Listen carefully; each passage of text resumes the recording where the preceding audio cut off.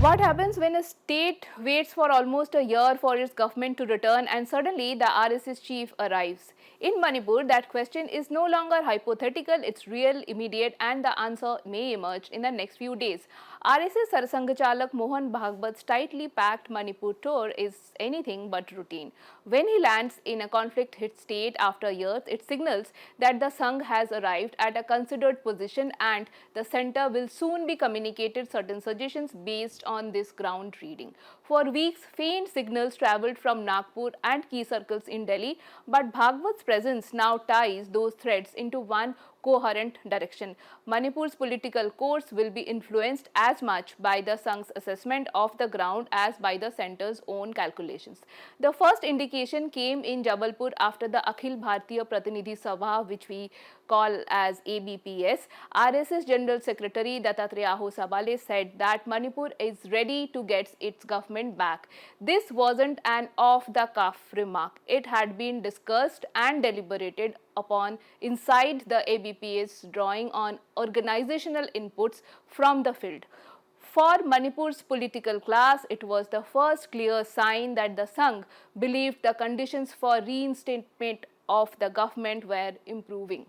Then came the low-profile but strategic visit of BJP General Secretary Organization B.L. Santosh. His role in conflict-hit regions is precise: assess cadre morale, security perception, and the timeline needed to pull politically machinery back into action. His visit suggested the Sangh and the party were synchronizing their nodes ahead of a decisive move. And now, Bhagwat, the Sarsangh Chalak, does not enter a conflict region unless a broad internal review is already in place. His meetings over the next 2 days with civil society, community leaders, intellectuals are meant to test whether Manipur's fragmented social fabric is ready for a political reboot. His statements that came during his interaction are also crucial. Bhagwat, while addressing the civil society, said, and I quote, "Whether the government knows or not, the Sangh always knows, because the Sangh is always connected," and he said that we are concerned.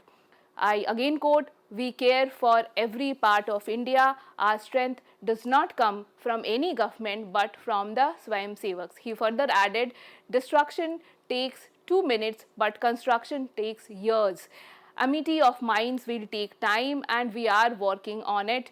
We will work with anyone who seeks to bring people together across ethnicity, caste or religion. Material peace may come, but internal peace and understanding need patience." Whatever he gathers will translate into suggestions communicated to the center: reinstate, recalibrate or reset. The key question is Biren Singh, the Chief Minister of Manipur. Will the Sangh support his continuation if the government is restored?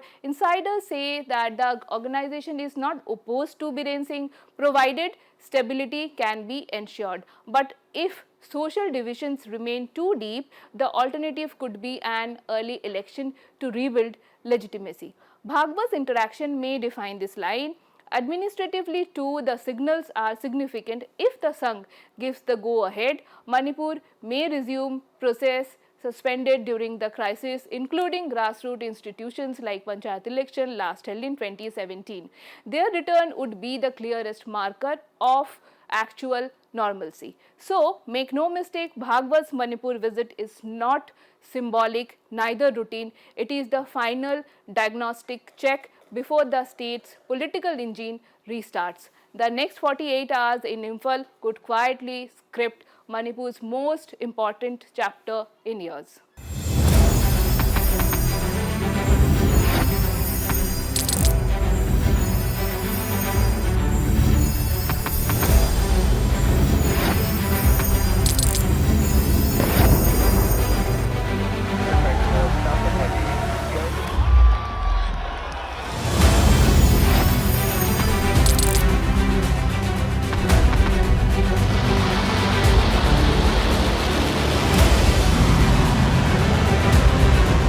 Been fighting so long and so hard that they don't know what the they're doing.